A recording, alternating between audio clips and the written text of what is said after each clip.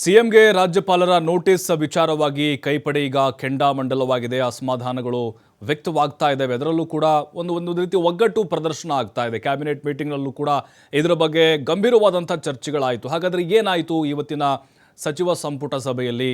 ಮುಖ್ಯಮಂತ್ರಿಗಳ ಬೆನ್ನಿಗೆ ಎಲ್ಲ ಸಚಿವರು ಕೂಡ ಈಗ ನಿಂತಿದ್ದಾರೆ.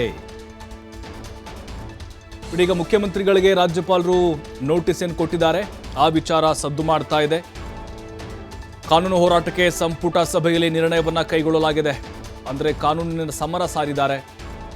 ಸಂಪುಟ ಸಭೆ ರಾಜ್ಯಪಾಲರ ನೋಟಿಸ್ ವಿರುದ್ಧ ನಿರ್ಣಯವನ್ನು ತೆಗೆದುಕೊಂಡಿದ್ದಾರೆ. ರಾಜ್ಯದಲ್ಲಿ ಜನರ ಆಶೀರ್ವಾದದಿಂದ ಸರ್ಕಾರ ಬಂದಿದೆ. ಆದರೆ ಪ್ರಜಾಪ್ರಭುತ್ವಕ್ಕೆ ದೊಡ್ಡ ಮಾರಕ ಸ್ಥಿತಿ ಬಂದಿದೆ.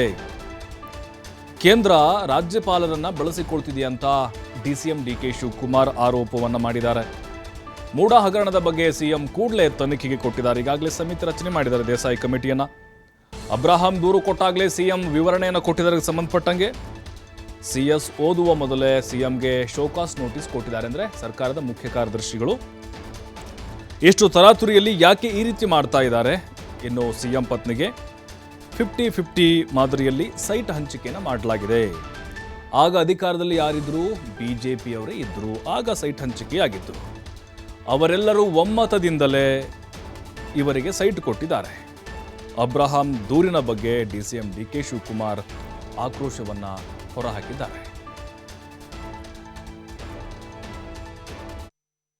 ಆಯ್ಕೆಯಾದಂಥ ಒಬ್ಬ ಮುಖ್ಯಮಂತ್ರಿಗೆ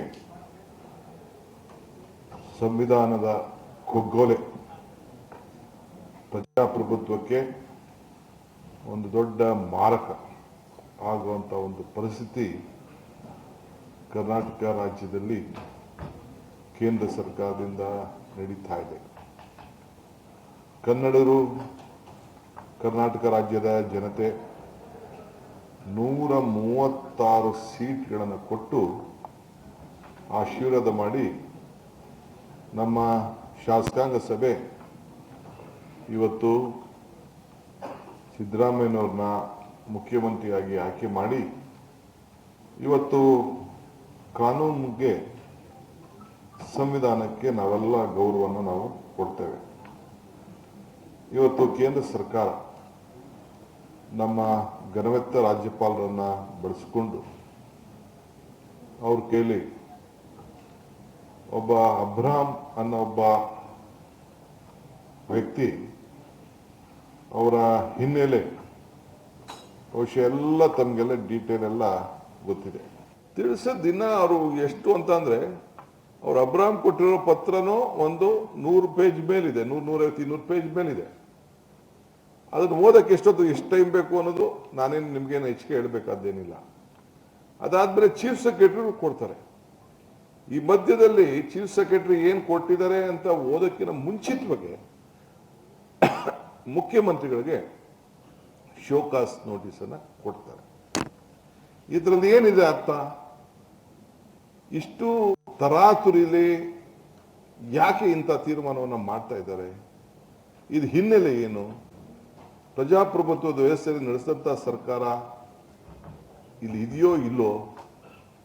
ಈಗ ನಾವು ನೋಡ್ತಿದ್ದಂಗೆ ನಮ್ಮ ಅನುಭವದಲ್ಲಿ, ನಮ್ಗಿರುವಂಥ ಸಣ್ಣ ಅನುಭವದಲ್ಲಿ ಯಾರು ಒಂದು ಕಂಪ್ಲೇಂಟ್ ಕೊಟ್ರೆ, ಈಗ ನಾವು ಬೇಕಾದಷ್ಟು ಲೋಕಾಯುಕ್ತ ಕೇಸು ಮತ್ತೊಂದೆಲ್ಲ ಅನುಭವಿಸಿದ್ದೇವೆ, ಕೋರ್ಟ್ಗಳು ನೋಡಿದ್ದೇವೆ. ಯಾರೇ ಆಗಲಿ ಏನಾರು ಒಂದು ಸ್ಯಾಂಕ್ಷನ್ನು ಪ್ರಾಸಿಕ್ಯೂಷನ್ ಆಗ್ಬೇಕಾದ್ರೆ ಏನಾರು ಒಂದು ಅಲಿಗೇಷನ್ಸು ಪ್ರೂವ್ ಆಗಬೇಕಾಗಿತ್ತು. ನಮ್ಮ ಸಿಎಂಸ್ ವೈಫ್ ಶ್ರೀಮತಿ ಪಾರ್ವತಿ ಅವ್ರ brother, the land was been acquired, ಯಾರ್ದು it was been denotified. After 5 ವರ್ಷ 6 ವರ್ಷ ಆದಮೇಲೆ ಪರ್ಚೇಸ್ ಮಾಡಿದ್ದಾರೆ, ಪರ್ಚೇಸ್ ಮಾಡ್ಕೊಂಡಿದ್ದಾರೆ. ಅದಾದಮೇಲೆ ಅರ್ಶನ ಕುಂಕುಮ ಅಂತ ಅಂದ್ಬಿಟ್ಟು ಆ ತಂಗಿಗೋ ಅಕ್ಕಂಗೋ ಒಂದು ಗಿಫ್ಟ್ ಕೊಟ್ಟಿದ್ದಾರೆ. ಗಿಫ್ಟ್ ಕೊಟ್ಟಾದಂಥ ಜಮೀನಿಗೆ BDA has not acquired the property.